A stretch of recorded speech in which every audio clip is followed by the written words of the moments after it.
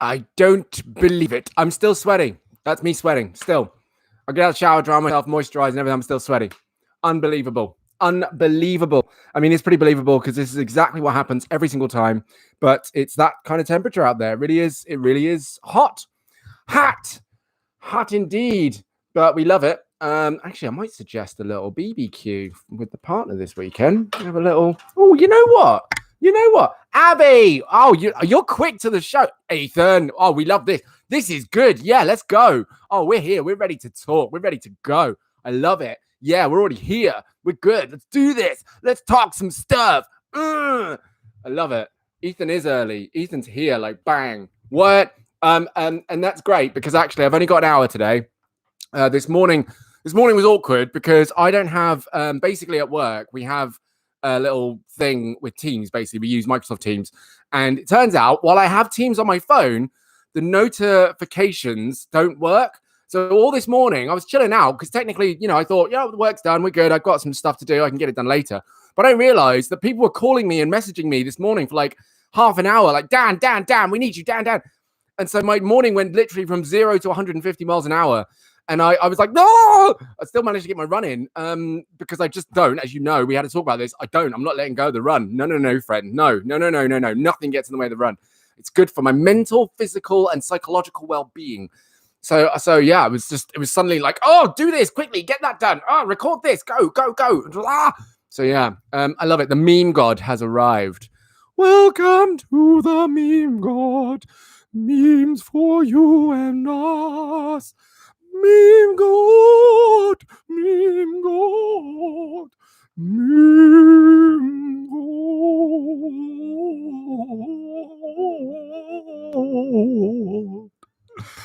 meme God.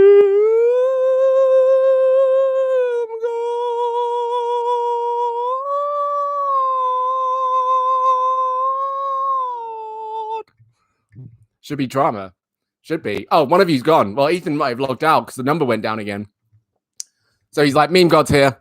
All right, deuces, later. See ya. I've arrived. I've done my thing. Bye. It's all done. How's everyone doing today? How we doing? We all right? We all good? I was in theatre. So here's the secret, Abby. I was in theatre. I was in theatre when I was a young warthog. No, when I was a kid, when I was your age, I was in theatre at college. I studied theatre. I did drama. I was in. I performed at the Edinburgh Festival. I performed internationally now. I can't remember where the hell I went, unless it was Edinburgh. Did I perform internationally? I can't remember if I did. I don't know. I've been places, man. I did some things. I've done a lot of performances in front of a lot of people, but actually what it was effectively, this is bad, but I got to a level where I think I didn't peak, but I hit a wall, I hit a ceiling. And instead of like trying to do better, I just quit. So it's honestly story of my life, which is again why this is the thing. I said this yesterday. This is why I'm like, no, I'm not going to hit a ceiling and quit. I need to keep pushing beyond the quitting. I need to learn the lessons that I myself give out. And I've pushed beyond so many things, but I'm still doing it in certain areas. So yeah, with theatre, I sung and I danced and I did the whole shebang and I acted. It was great fun. But yeah, I had reached a peak and I was just like, yeah, now I'm done. So I didn't push any further. And in a way, I'm grateful. So yeah, I've done loads of stuff. I did Rock Nativity. We did a little bit of oh God, what's it called? I want to live in America. America. Oh, West Side Story. Good Lord, I forgot the name of it. And then I'm not just gonna create a music. I can't just create a musical, Abby. I could. What's going on in the mental space? What's going on in the mental race? What's going on with you and me? What's going on up inside of here? I can't do it. Welcome back, Ethan. Thanks for coming back. We appreciate it. I know there's a greater side of me, but I only see the weaker side of me. I only think about what's bad and not what's good. I can't do something about mental health. I just make it up on the spot. It just wouldn't work. but I'm not going to do it, to be honest with you. There are people out there who are far more in tune. I'm pretty sure there is a musical about mental health. Let's have a look. I'm sure there's a musical about mental health. Mental health, the musical. I'm going to put that in. I guarantee it exists. I'm so sure. Mental health, the musical. I love it. I put in and it came up therapist. No, my friend, I'm not looking for this now. The musical. And today, Dear Evan Hansen. A musical written by Benji Pasek, in sparking conversations about mental illness. There we go, exploring mental illness. And actually, there's a song in there which I quite like, actually. Hang on a second. Oh, gosh. Oh, the hay fever is so real for me. 1 second. Hang on. Something. Oh, Evan Hansen. Waving through a window. It's quite a nice song. So 1 second. Let's see. Oh, actually, can I play it? I need to turn you on first of all. Are you going to turn on? Are you going to behave yourself? I haven't heard it much, but it's just like quite a nice song. So it's actually good. It's called Waving Through a Window. This is the broadcast recording. Is it going to work? Are you going to behave yourself? 1 second. Let's see if it works. Okay, so that works. That's good. So 1 minute. It's quite nice.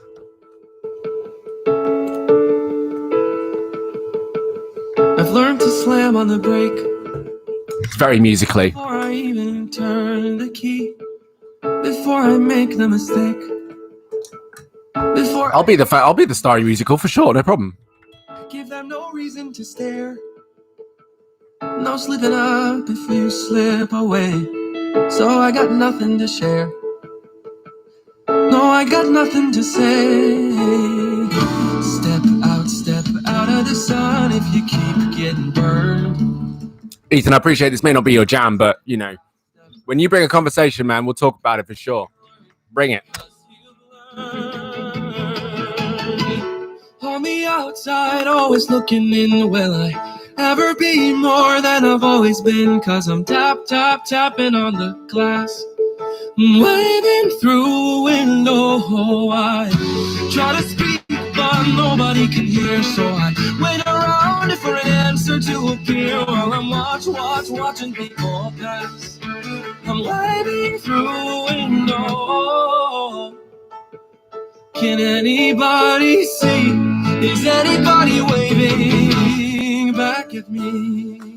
It's a musical song, isn't it? It's just a typical. You can hear the musical in it. You can hear the whole thing right there.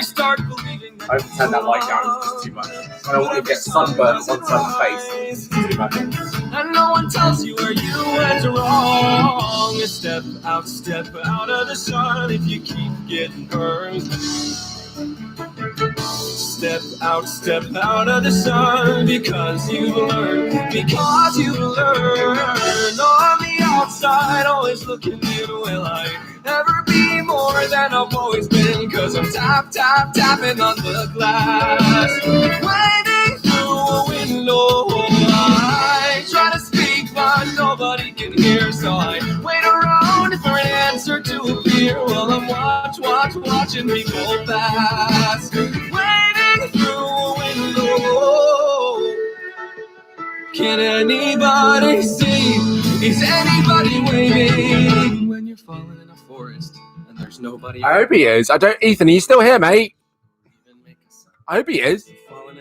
Clearly wasn't interested in listening to this. Hopefully he comes back. Ever really crash or even make a sound when you're falling in a forest and there's nobody around? Do you ever really crash or even make a sound? The thing is, right, I'm going to pause because I want to listen to the rest of that song. It's beautiful, but music is life, and musicals, I think, really do a fantastic job of bringing more to it. Like, of course, it's performative, but in the performance and in the theatre, you get, an extra layer of connection because it's so incredibly specific and relevant to a particular story. There's a whole thing around it. Dear Evan Hansen is a musical I know about coming out, and I know that this song particularly, I don't know if you're listening to the lyrics, but they really are about, being an external observer of the world and not feeling like you're part of it because you don't feel you can really be yourself in the world. And you want to be part of it, but you notice that people aren't hearing you and people aren't hearing who you really are. And you want to be able to be part of that, but you're looking through a glass window. so they can't hear you, right? And it's the whole thing. You're there on the other side of the window, like waving through a window where you're observing the world, but seemingly no one can see you. It's a very touching song, and I really like it. It's very lovely. When you're falling in a forest and there's nobody around, do you ever really crash or even make a sound? Did I even make a sound? Did I even make a sound? It's like I never made a sound. Will I ever make a sound? On the outside, always looking in, will I ever be more than I've always been? Cause I'm tapping on the glass, waving through the window. I try to speak, but nobody can hear, so I wait around for an answer to appear. Well, I watching people pass, waving through a window. Can anybody see? Is anybody waving back at me? Is anybody waving?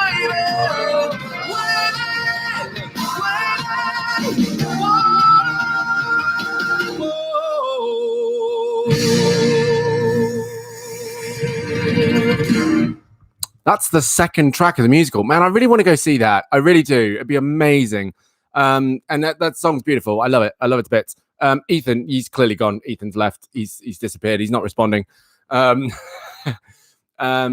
Yeah, for sure. Who is it actually? Yeah, I my sister did that to me. She played me a Deftones song. I'm a massive Deftones fan. Love Deftones to bits. They are incredible. And it was one song I heard, and Laura was like, "Oh, you might like this." And I heard it, and actually, it didn't. For some reason, it took a moment to hit with me. At first, I was like, "Oh no, I'm all right with this. I'm not listening to this." But then they eventually turned to my favorite band of all time, and they continue to be just awesome. Every time they make music, that's just, and it's evolved over time. You can hear the evolution of their music as you listen to their albums. Slowly and progressively, but I just can't get enough of it. Like, it's awesome. It's so awesome. Because they don't stick to traditional beats, and they don't stick to traditional rhythms sometimes, so their songs can be kind of a bit disjointed. But the way that they're produced and the way they're orchestrated is just magnificent. Some of them. It's metal, heavy metal, but it's, to me, it's like really sometimes a bit experimental. I don't know, not really experimental, but just different enough for me to be like, this is awesome. Yeah, love Deftones. What are you saying? When no one pays attention to you, it's like those Christmas scenes where someone's on the outside looking through it. Yeah, exactly. Yeah. And the second time you listen to the song, and then you're like, nope, I like it. Yeah, exactly like that. You hear it again, you're like, wait a minute. Oh, here it is. Oh, it's getting to me. It's a grower. Yeah, for sure. It's one of those jams. I tell you what, though, it's a shame that Ethan's gone, actually, because I have just been listening to a book called The Descent of Man, which was recommended to me by a friend of mine, about masculinity and the complete mess that it is, and not to like crap all over it, but actually just the total mess it is. And it's interesting because it also speaks to what Twigsy had been talking about all this time. And it's a shame because there's not often men present in the conversation about masculinity. And what I found is that feminism talks about masculinity more often than men do, and in an appropriate manner. And so we're not yet at the stage where we're able to have these conversations that actually are really important for young men to have, and grown men to have, actually, about what masculinity is.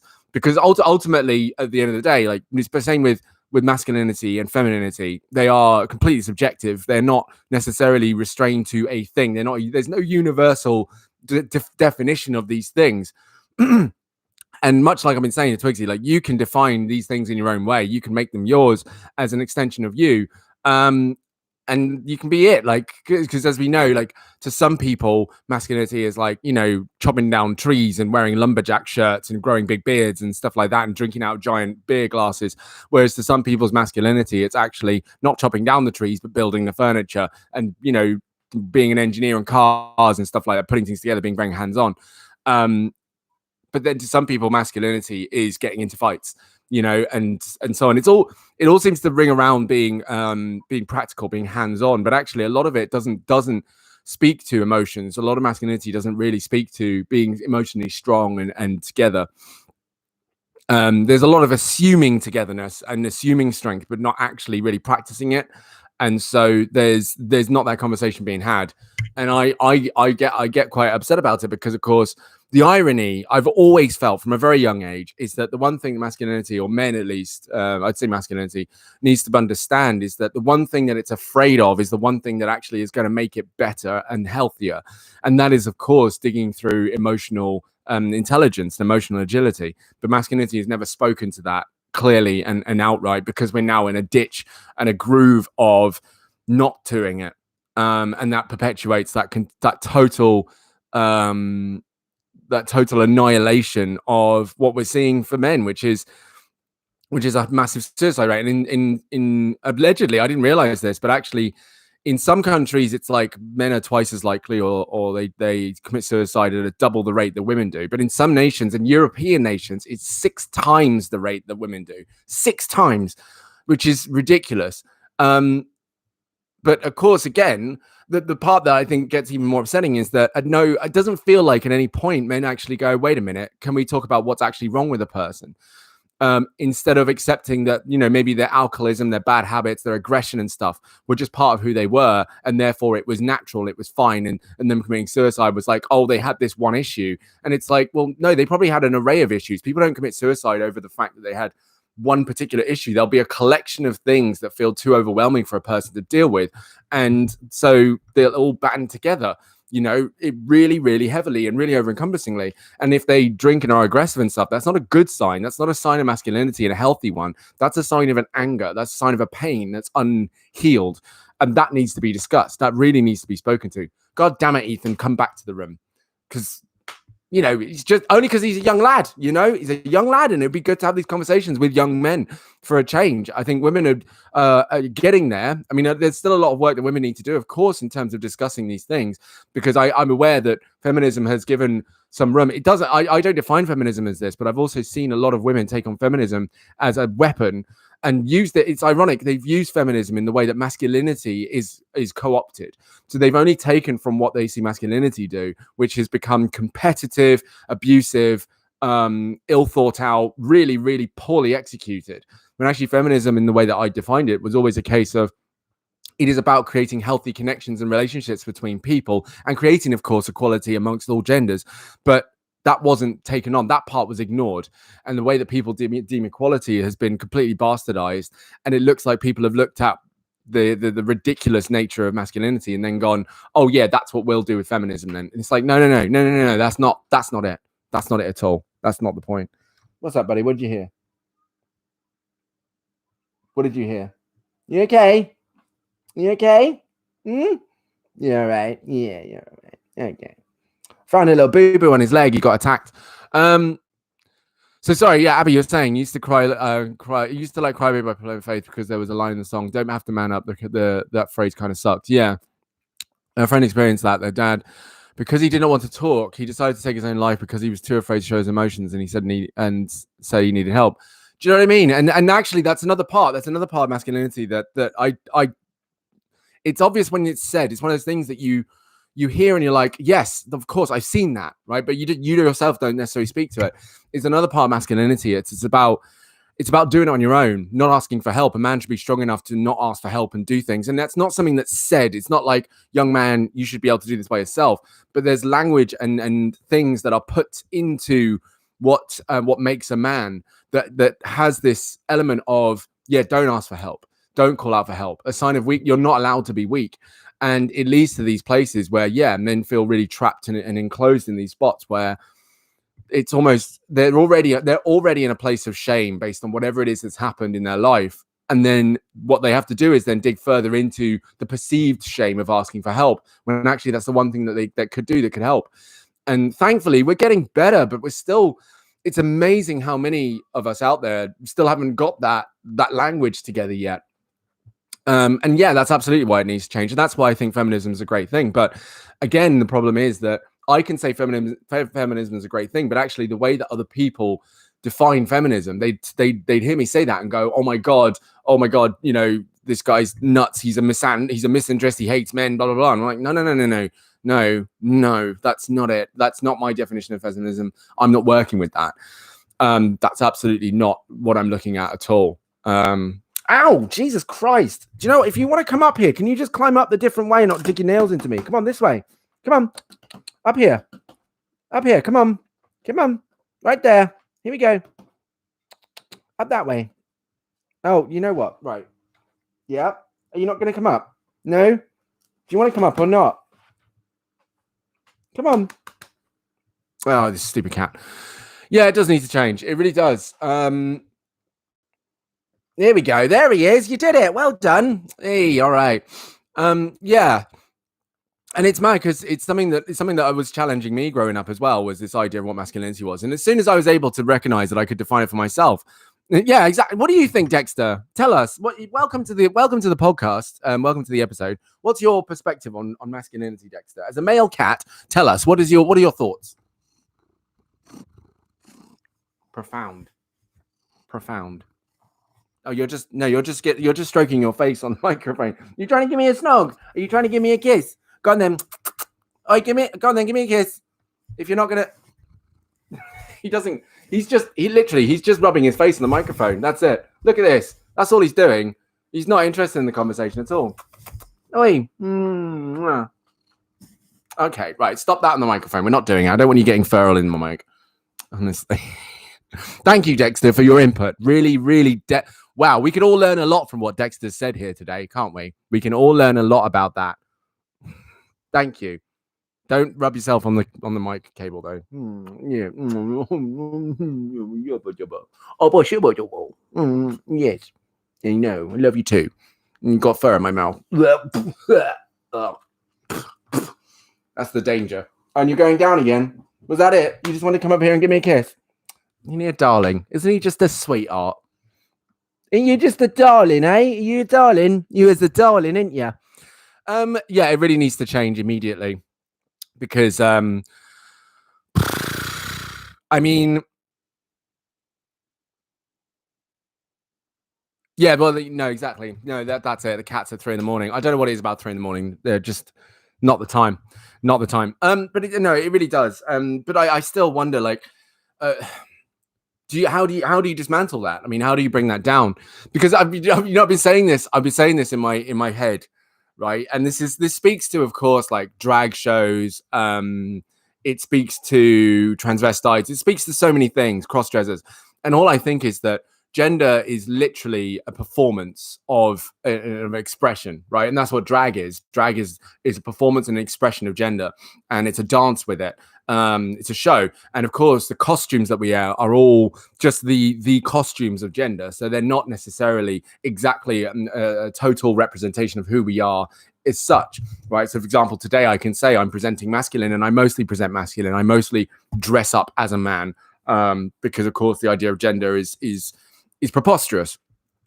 And then you could say, well, actually, how can you really like cosplay as a man, which is what a lot of people are doing, right? How can you cosplay as a man? Well, first of all, you need to understand what a man is. Let's build a character of a man. And then what we're going to do is we're not just going to dress up as a man. We're going to really live the character, like method act the role of a man, and we can only really method act from what we know. So what do we see out in the world that people are naturally doing, and let's go with that. And so I always think of it as like we are just constantly cosplaying as genders, like all the time. That's all we're doing, right? And we can think that it's part of who we are and infection, but it's just, it's cosplay. It's cosplay. Like actually recently I went shopping, like I said yesterday, and it's because I was a certain style that I really wanted to go as. I really wanted to dress up as, and I was like, I want to try this on. It's a style that was popular like 2017 or something, 2016, and I loved it, but it was only around for one season, and I was just like, I really miss it. I loved it. It was the distressed, like ripped clothes, like I said yesterday. So I went hunting for it, and I went hunting for this costume of how I wanted to present, and it wasn't necessarily like full blown masculine look. It's not full blown, but that means that I'm looking for this representation, this way I can show up that isn't strictly this, and it's my costume, because my costume then can dictate how I present for that day. And that's the way I started to see it. I was just like, it's all the moth clothes, and it kind of made me laugh, because it can be that some people aren't actually dressing up. It can, of course, be that is literally people's true identity. That is how they present. But I think for the most part, when you see the copy cutter identity of masculinity and femininity, you start to think, well, hang on a minute. I find it hilarious that so many of us have taken these things on as truth. And I want to say it's anecdotal, but actually I say even in scientific research that people have done in this area, they're basing it off whether or not people have actually done work on themselves to understand who they really are. They're probably doing research off of people who assume they know who they are, right? Who assume their identity and roll with that, like kind of faking it till they make it kind of situation. But what if you did that same thing with a collection of people who've really looked at themselves and got to an understanding of who they are and then done the research that way, right? Because I imagine that the results would be very, very different. I imagine they'd be very different. So instead, we do the scientific research on people who aren't perhaps self-conscious on the roles they play in terms of gender, and then that gets put out. And because it's science, we'll go with it. I found out, what was it? Yes, through this audiobook. This is great. So you might know this, Abby, already. You know the traditional coloring of pink for girls and blue for boys. Well, way back, not actually that long ago, we're talking less than a century ago. It was actually the other way around. It was actually blue for girls and pink for boys. And it had its reasoning. Pink was actually traditionally for boys and blue was for girls. And what happened was, it was a first lady, supposedly, probably some other things, but actually a first lady appeared in, on camera or in a photo shoot or whatever. She just appeared in public in a pink uniform, in a pink outfit, like full on pink. And it was almost as though from that point, it was decided that they swapped around.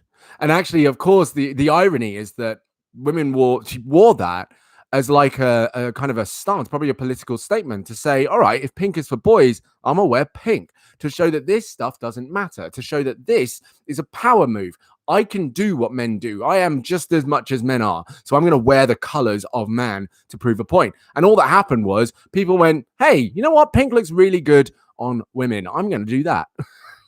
And it just was like flipped the whole way. And she was like, no, you missed the point. No. Oh, God damn it. Okay. You missed the point, guys. Okay, thanks. Oh, I can imagine it being like that. Mix it together. Pink and blue. I don't know. It depends. I think that's why I like purple, though. I think that's why I like purple, because it is that blend of the two. Although it's actually purple's more red and blue, not pink and blue. I think if you put pink and blue together, hang on, let's ask Google. What color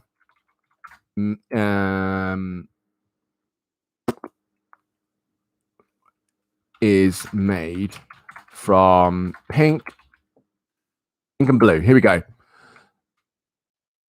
Oh, so mixing pink and blue would give you a more pastel purple or light purple. Yeah, the lighter the red, the lighter the purple. So I thought so. Yeah, it'd be a lighter purple, which is quite nice, like a lilac. I think. Hang on, wait. I think lilac's the right color. Lilac color. Look at it. It knows. Yeah. So closer to kind of a lilac-y type kind of color. But not necessarily the purple that I like, which is a very deep purple. If you get bold blue and bold red together, then that's kind of my purple. In fact, hang on, I know in my space, I will have a representation of it. So we're looking at something like that purple, which you can see on your camera right there. Or even like on my juice box here. So there's a purple there. You can see that kind of purple. I like that purple. That's good. Purple on my snowboard. You can see it there as well. So yeah, it's that kind of thing. But actually, again, I mean, what we're looking at now is we're still looking at how we apply and what we apply to gender, right? So actually, what purpose does it serve to apply any kind of thing to gender? Because of course, if either we perpetuate this idea that bold colors are for men, or like darker, deeper colors are for men, like navy blue and blacks and grays, which is what we can see in a lot of shops, right? When we go into them, not so much now, but certainly back in the day, we could see a lot of that. And then the brighter, lighter colors are for women. We're still going, yeah, but we're still running this unspoken narrative of that the men are, supposed to be, I don't know how you could put it, dimmer, deeper, I don't know. Whereas women are lighter and more feathery and stuff like that, which again, it's like, no, stop, go back. yeah, so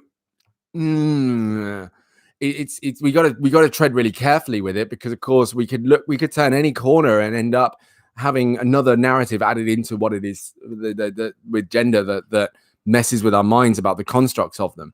And of course, then if we're not careful, we're not applying those rules to ourselves and going, well, hang on a second, why does this matter? Why does this matter? Who cares? You know? Here we go. To be ever a child in the future, I would name them a unisex name just in case they're a different gender. That way they wouldn't have to worry about their name. Yeah, like, and that's the thing. I mean, I think there's an element of recognizing that a child certainly, I wouldn't, because of course they can't articulate it. I wouldn't say a child will be able to state their gender identity, but you name a child probably a unisex name, and then what you do, of course, is you let them play with and engage with a variety of different things that are not refined to what they might identify as gender-wise, right? So again, like, oh, we've got a boy, let's slap blue on them, let's give them trucks and and building materials, mechanical stuff to play with. And of course, what you're doing actually, and that's where it starts, right? Because what you're doing in a way, unless of course they've chosen these things, if they look at it and they go, I like that, fine. But if you're buying them those things and going, you play with this, then what you're saying is that, yeah, right. So as a boy from a young age, what you get an affinity to is practical hands-on stuff. The idea is that you're already being conditioned to go, this is what you do from now on for the rest of your life. You do hands-on practical things, right? And again, with girls, they're given, I mean, I saw it, and it's not the biggest thing in the world. She probably asked for it, but I just thought about it. But I saw a really young girl just learning to walk who had a pram. And so it was already like at that young age, it's kind of like, okay, so from a young age, you're doing the mother role before you even have the capacity to even think about the chances that your body could possibly even take on any sort of birth, Stop it.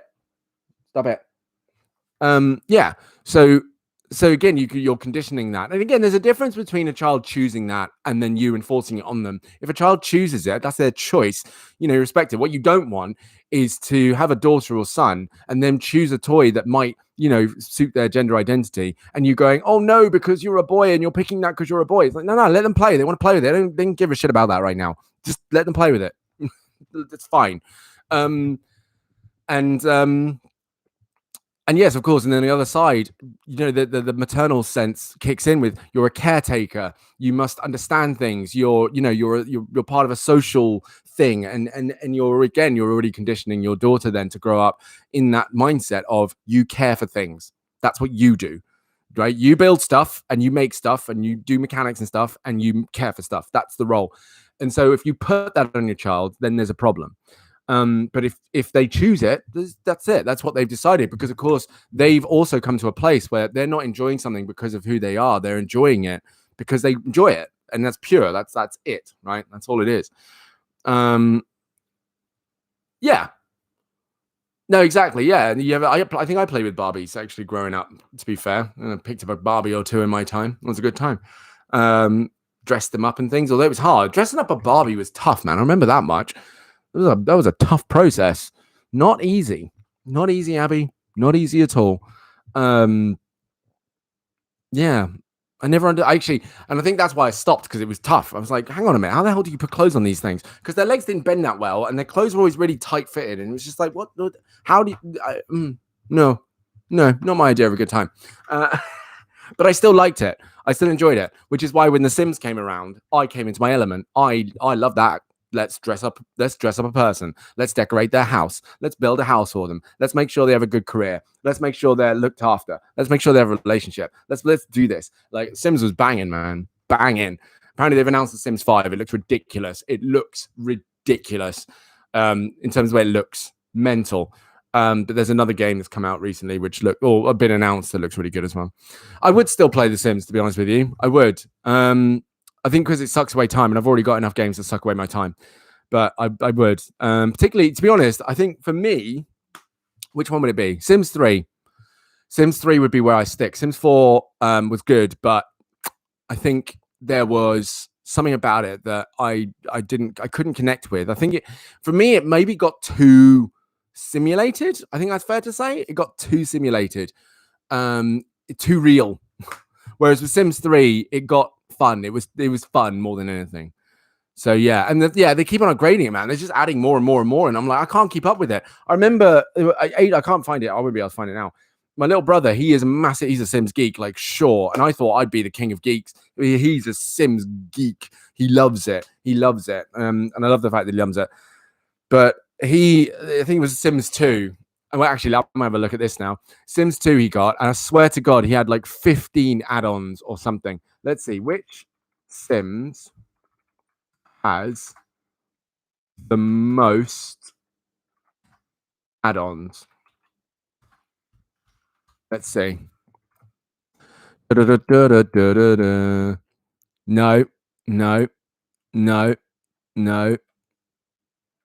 No, okay, I'll put it on add-ons, expansion packs. Here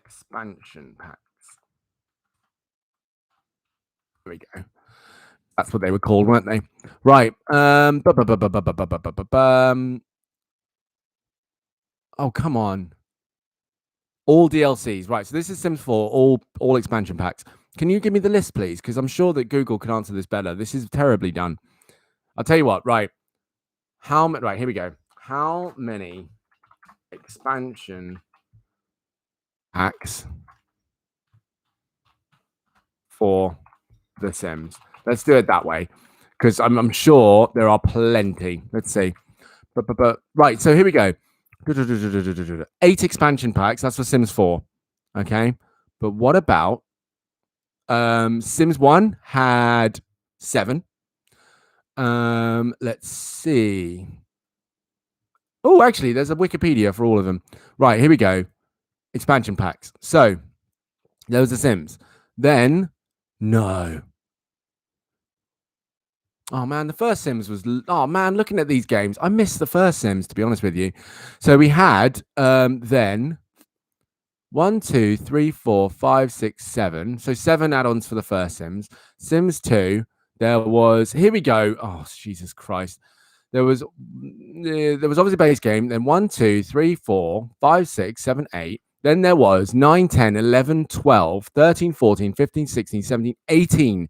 There were a total of 18 things that you could add on as expansion packs for The Sims 2. 18. That's ridiculous. So ridiculous. Oh my God, The Sims. Right, Sims 3. So there was The Sims 3. Then there was 1, 2, 3, 4, 5, 6, 7, 8, 9, 10, 11, 12, 13, 14, 15, 16, 17, 18, 19, 20. 20 for The Sims 3. Sims 4. Where are they up to now? Oh, come on. You've got to be kidding me. 1. Right. Oh, my God.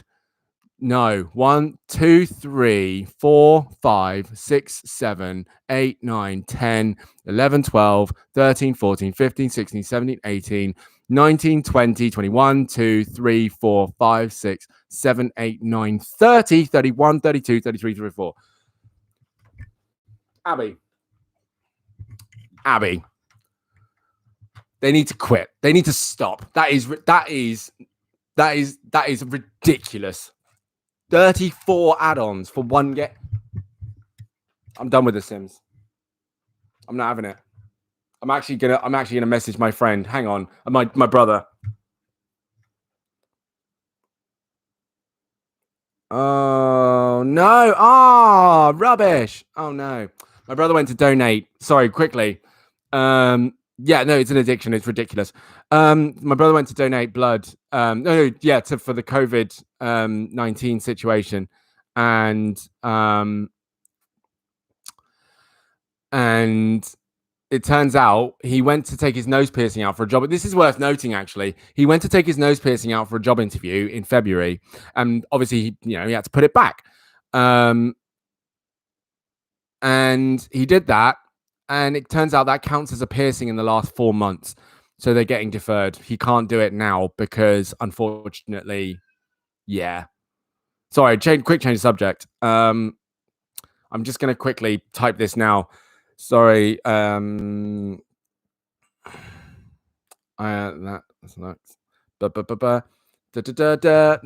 I know, it's rubbish, isn't it? He was doing a good thing there, but it turns out he can't. I mean, that sucks. I'm on a live. and learnt that there are 34 expansion packs for Sims 4. Sins 4. That is not okay. 34 though. I mean, The Sims is great. That's the problem, Abby, isn't it? The Sims is great. We love it. The more you know, right? Yeah. It's great, right? It's a really good, fun game. We love to see it, and we love playing it and stuff. But 34, and considering, hang on. I reckon. Oh, Jesus Christ! Like, don't allow. Go away. And the thing is, each one will cost what? Like, maybe, I'd hope. Let me find out. So, yeah, each one costs an average of 20 quid. 20 quid. This one's £27 for an add-on, which means, quick math, that is £680 for every single expansion pack, on top of the 30-40 quid you'd spend. So we're talking £700+ total to have the entire Sims experience. I'm done. That is ridiculous. They are ruining it. Yeah. Can I tell you? Let me see if I can find the game that I saw. Let me see if I can find it in my history. 1 second. It'd be a while back. Let's see if I can find it. No. Come on. Where is it? What's it called? Here we go. It's called Paralives. So they're developing this, and it looks really cute. It looks really fun. Looks like a kind of Sims 4.5, if you like, but it's a whole different franchise, whole different game. If you Google that, give it a YouTube, check out some of the stuff they're working on. Looks great. But also, if you look at the Sims 5 launch trailer.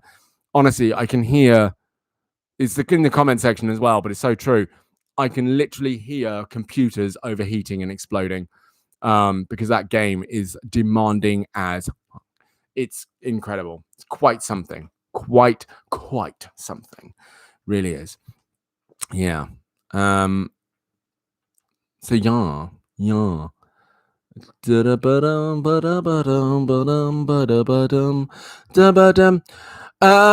Right. So actually, Abby, just because it's just you here. Yeah, they will prefer Paralives. Absolutely. I'm sure a lot of people will move over to that. It's just you here, so I don't really want to do a quiz because that just defeats the point. But hang on. Yeah, but I do have to go at 1, so we haven't got long. And it's just been you, me, Abby. It's been nice to talk about Sims and stuff. Okay, tell me, right, Sims, let's go. What was the one thing you enjoyed doing on The Sims? What was something you really loved doing? Go on. What was your thing in The Sims? And which was your Sims? Did you like Sims 4, Sims 3, Sims 2, Sims 1? Which one was it? Because, oh, I see. That's him in the background. He wants to get into the cupboard. Well, yeah, but Twigsy's always late. Twigsy has been showing up like 35 minutes late. So I'm not surprised they're not here. But hopefully things are cool. Just creating people and designing them. Well, yeah, right. I mean, that was the fun. For me, like my little brother, when he plays, he pretty much cheats, gives himself, all the dough, and then just builds houses. That's all he does. He doesn't actually, he lives ridiculous lives naturally and has fun with it, but he doesn't play the game properly. He doesn't follow the game. He literally he just gets loads of money, builds ridiculous houses, and then the game's redundant at that point, isn't it? Whereas me, I would play the game. At first I cheated, obviously, because, having loads of money and just buying ridiculous stuff is great. Let's be honest. But I really enjoyed, I actually really enjoyed playing the game, like trying it out. It takes a long time. And what I learned is that actually you create your first character, but you can't achieve uber wealth. Can you hear that? Can you hear the child next door screaming their ass off? I don't want to say it out loud, but it's mad. They're having a great time. But yeah, like, no, who doesn't cheat? Exactly. Who doesn't cheat, man? It's cheating. Like, come on. But yeah, I try to play him. You can't achieve like super wealth in your first generation of playing. You can't. It's honestly, it's impossible because you need to level up, right? All the skills, and you need to meet people, and you need to connect, and all that stuff. And so what happens is you pass those skills on to the next generation, and then you build up from there, and then they get a bit wealthier, and then you build up from there. And it's weird because the character that you start off with, and this is Sims 3, I guess I'm talking about, it's Sims 3. The character you start off with is redundant. They're the foundation of everything you do. And yet, like you, I would put all this time into making them look like me and be like, yeah, this character's going to be Dan, and Dan's going to go on a journey, and Dan's going to have a job and upskill. He's going to read. He's going to look in the mirror and talk and practice charisma. He's going to do that for hours. Then he's going to go to work as a delivery driver to get his promotion. It's going to be banging, yo. And then he dies of old age and hasn't achieved his goal, but his kids take it on, and hey, off they go. And I'm like, I don't, like, no disrespect, I don't care about the kids. I'm dead. My character's gone now. I hate this. This ain't about me anymore. I don't want to do it. No. It's about my children now. And they got their own life. I don't want to do their life. I want to do my life. No. Yeah. And it's not the experience I want. I'd love it if their lives lasted longer and you could at least set like the time in which a person lives. That would be cool. Because I think I can't remember exactly, but it's something like, I don't know. I feel like it is 10 in-game years of adult life before you eventually become an elderly, and then that's it. You're done, or you retire, or whatever. But yeah, and as a baby, it's like 1 year, or I don't know. It's short, but yeah.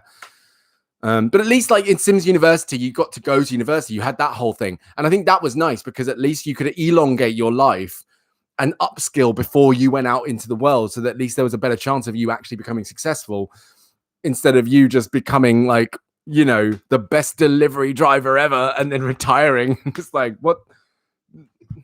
No, that's not what I want for myself. This game is horrible. I want to dream. I want to dream big. I want ambition. No, very short. You're right. Very short lives. It wasn't good. Do you remember what career path you usually chose? Because naturally I was usually entertainer. Not going to lie. Usually was entertainer. Or what was the other one? Oh, God. Something that, it was like singer, performer, something in entertainment. Like I've tried, stand-up comedy and stuff like that. I come back as a ghost. I mean, yeah, but I didn't. The thing is, I didn't do that very often. In that, I didn't recognize there was anything you could do with that. Like there was no game with being a ghost. Was there? Did I miss something? Did I miss a trick? I don't know. I can't remember. I love the fact as well, when you start the game, you end up in this like an apartment you rent. It's like the worst place in the world. It's just like this dive with like 3 rooms in it. Or sometimes your toilet's in your bedroom and stuff. I mean, that's relatable. Let's be honest. That's kind of connected to the world. It's very real world experience for some when you start off in life and you're literally pooing where you sleep. Well, you got to start somewhere. But yeah. Not literally, but it's certainly relatable. Yeah, for sure. Definitely. And then of course, you buy a nicer place, you move up in the world, you save money and you buy a nicer place. And you're like, but of course the price of the housing is not realistic at all, because actually you'd have to save a hell of a lot of money. You'd have to take out a mortgage. But no, I love it. And all this talk about it, I'm kind of like, I'd like to dip my finger back in that again. But immediately, I swear to God, I'll play it for 20 minutes and be like, okay, no, I know where this is going. I'll die. I'm going to be dead in an hour. I'm not playing anymore. I'm done with it. Not doing it. Nope. I reckon so too. I'll tell you what, Twigsy. Do you know what we can do? Not Twigsy. You're not Twigsy. I'll tell you what, Abby. What we can do is, because actually I've got places to go and stuff to do. I need to do it. Would you mind if we called it here and we went about our business until tomorrow? Would that be okay with you? Or was there something you want to talk about today? Is there something that you want to bring today? Because I've just spoken. I brought masculinity and stuff and but we didn't go in on anything particular. Would I be a rainbow? That's a great question.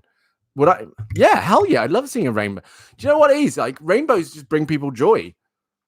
Do you know what I mean? Like, that's all it is. Like, absolutely. Would you be a rainbow? I'd love to be a rainbow. Because either people look at you and go, cool, rainbow. Or, they don't care. Or they're like, a fucking rainbow. Jesus Christ. So it lifts people up. Like, you can't, there's nothing, no one looks at a rainbow and is like, ugh, Actually, no, some people do. And we call them homophobes, bigots. I guarantee some people have looked at rainbows now and gone, oh, look at that, the sign of the gays. So, but screw those people, right? So, yeah, I'd love to be a rainbow. Absolutely. That'd be great. Except, you know, actually, no, you come out the other side, right? You come out when things haven't been so great, when rainy days. It's nice. No, sure. I bet you anything they do. I bet you anything. They'll show up far too late, and it's going to be too late and be like, well, you missed it. But they'll watch this back, and maybe they'll leave comments that I can reply to. Be like, hey, what's up? Twigsy, if you're watching this now, all 50 minutes of this, right? You can certainly leave a comment, yeah, and I'll respond to it. But you don't have to. It's up to you. It's your call. Yeah, oh no, I can imagine. Honestly, I'm gonna as soon as I start rounding it off, I can feel it, Abby. I can feel it. As soon as they start rounding off, they'll pop in and be like, hey everyone, what's going on? And we're like, nothing, bye. Thanks for coming. See you later. Also, have you noticed this hair is like a windscreen wiper for my forehead?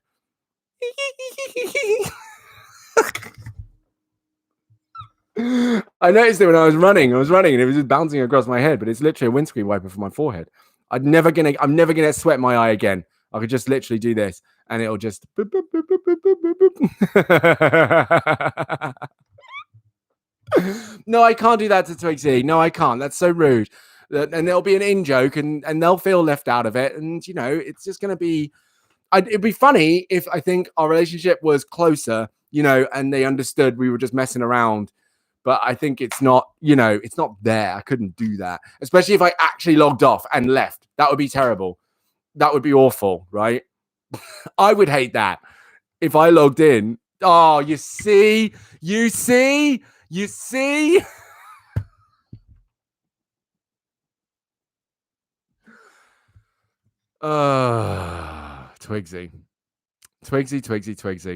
I'm going to start here, Twigsy. We're about to finish. We're literally about to log off. And we were literally saying, we don't know where you've been. We hope you're okay, probably asleep. But we knew that you would log in as soon as we were like, yeah, we're gonna go. We're gonna be done here. I need to go because I've got work to do. So I need to go at 1. And the whole conversation has gone. You have to catch it with Abby. Well, there you go. Do you know what? At least you're here in time for dabbing on the haters. You're here in time for that. And you're here in time for the hashtag. Right? You're here in time for the hashtag.